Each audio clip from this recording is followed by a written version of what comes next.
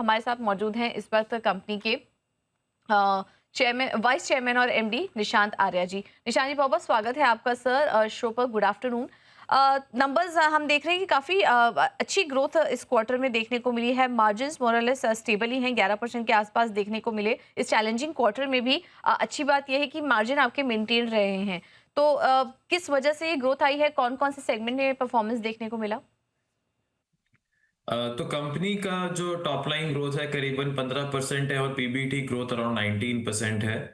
और हम लोगों ने ये इंश्योर किया है कि रॉ मटेरियल प्राइसेस बढ़ने के बावजूद भी हम अपने स्केल को इंश्योर करें और एफिशिएंसीज के बेस पे अपनी कॉस्ट को कंट्रोल करें। तो हमारा इलेक्ट्रिक व्हीकल बिजनेस है, उसमें काफ़ी अच्छी ग्रोथ हुई है और ऑटो कंपोनेंट में भी अच्छी ग्रोथ है। एंड उसके बेस पे ही कंपनी का टर्नओवर 15% बढ़ा है। एंड ये ले करता है एक बहुत ही स्ट्रॉन्ग फाउंडेशन आने वाले क्वार्टर्स के लिए, बिकॉज हमने इस क्वार्टर में अराउंड 500 करोड़ का लॉन्ग टर्म डेट कम किया है। और ये कंपनी की गियरिंग कैपेसिटी और फ्यूचर इन्वेस्टमेंट रोड मैप को एग्जीक्यूट करने में काफ़ी बेनिफिशियल होगा। साथ ही साथ हम लोग ये इंश्योर करते जा रहे हैं कि हमारी कैपेसिटी यूटिलाइजेशन को हम कैसे इंक्रीज कर रहे हैं, जिससे हमारा फिक्स्ड एसेट यूटिलाइजेशन इंप्रूव हो रहा है सभी वर्टिकल्स में। हर वर्टिकल में हम देख रहे हैं कि यूटिलाइजेशन में भी इम्प्रूवमेंट देखने को मिल रहा है। कमिंग टू मार्जिन, हम देख रहे हैं कि मार्जिन में इस बार स्टेबल एक नंबर ही देखने को मिले हैं। 11% थे, वो बढ़कर 11.37% के पास आए हैं। और इस बार हमने देखा कि काफ़ी सारी कंपनियों में कॉर्पोरेट्स के अगर नतीजे हम देखें तो सभी में इनपुट कॉस्ट का प्रेशर पड़ा है, मार्जिन पर थोड़ा इम्पैक्ट आया, बट आपने मैनेज किया है अपने नंबर्स को। तो कमोडिटी इन्फ्लेशन जो थी वो आपने कैसे कैसे मैनेज की? FY27 के लिए क्या टारगेट कर रहे हैं आप? FY27 के लिए हम लोग 7,000 टू 7,500 करोड़ का टॉप लाइन टारगेट कर रहे हैं। एंड हमारा एबिटा मार्जिन स्टेबल रहेगा। एंड इस साल के सेकंड हाफ में हम लोग स्ट्रॉन्ग रिकवरी पे फोकस करेंगे एबिटा मार्जिन्स के अंदर।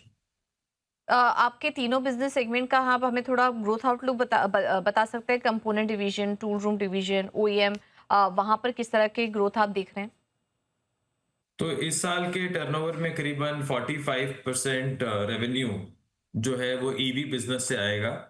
एंड उसमें हम लोग लास्ट ईयर करीबन 2,300 से 2,400 करोड़ की टर्नओवर थी हमारी। और इस साल में हम लोग 3,000 टू 3,200 करोड़ के आसपास देखते हैं उसको। तो करीबन 800 करोड़ की ग्रोथ है, which is almost 30-40%।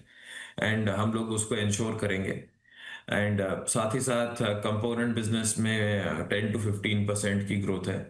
And tool room business में भी अबाउट 10 to 15% की ग्रोथ होगी।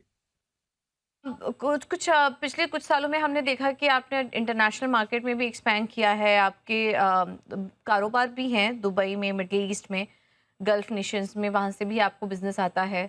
तो ये जो मिडिल ईस्ट की टेंशन चल रही हैं, इसका कितना इम्पैक्ट अभी तक पड़ा? और अभी हम देख रहे हैं कि वैसे थोड़ा बहुत सुधार तो दिखना शुरू हो चुका है, लेकिन आगे आपका क्या आउटलुक होगा आपके इंटरनेशनल बिजनेस को लेकर? नहीं, अभी इंटरनेशनल मार्केट का मेजर डिलीवरी फोकस जो है वो Q3 में आता है और Q4 में आता है। तो इसलिए first half of the year is primarily almost 100% is domestic. And Q3 और Q4 में हम लोग इंटरनेशनल मार्केट्स में एक्सपोर्ट करते हैं। तो वहाँ पे हमारे कस्टमर्स ने अभी भी कोई चेंजेस नहीं किए हैं अपनी डिलीवरी रिक्वायरमेंट्स में। रिसेंटली ड्राइविंग के साथ में एमओयू भी साइन किया है और उनको आप 500 इलेक्ट्रिक बसेस भी सप्लाई करेंगे। रिसेंटली ही ये डील हुई है, इसके बारे में कुछ बताइए। रेवेन्यू विजिबिलिटी आपको कितनी नज़र आ रही है? कब तक ये डिलीवरी शुरू हो जाएगी? और कितना आप कंट्रीब्यूशन देख रहे हैं इसके ज़रिए आपके रेवेन्यू पर?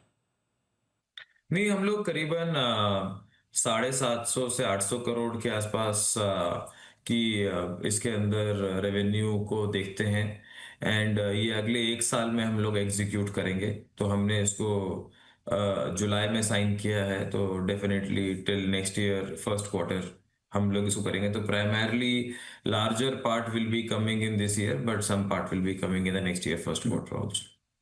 फ़ायदा मिलेगा इस साल कुछ, और आने वाले सालों में भी हम देख रहे हैं कि इससे रेवेन्यू को सपोर्ट मिलेगा। निशान जी, बहुत-बहुत धन्यवाद आपका आज ये समय देने के लिए और नतीजों पर और आगे के ग्रोथ आउटलुक पर हमारे साथ चर्चा करने के लिए।